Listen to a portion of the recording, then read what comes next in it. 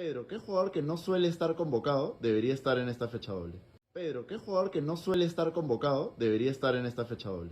Pedro, ¿qué jugador que no suele estar convocado debería estar en esta fecha doble?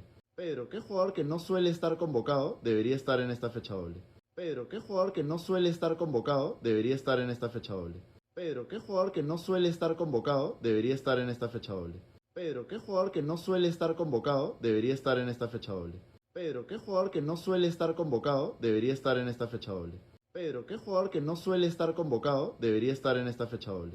Pedro, ¿qué jugador que no suele estar convocado debería estar en esta fecha doble?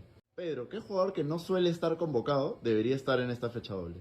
Pedro, ¿qué jugador que no suele estar convocado debería estar en esta fecha doble? Pedro, ¿qué jugador que no suele estar convocado debería estar en esta fecha doble? Pedro, ¿qué jugador que no suele estar convocado debería estar en esta fecha doble? Pedro, ¿qué jugador que no suele estar convocado debería estar en esta fecha doble? Pedro, ¿qué jugador que no suele estar convocado debería estar en esta fecha doble? Pedro, ¿qué jugador que no suele estar convocado debería estar en esta fecha doble? Pedro, ¿qué jugador que no suele estar convocado debería estar en esta fecha doble? Pedro, ¿qué jugador que no suele estar convocado debería estar en esta fecha doble?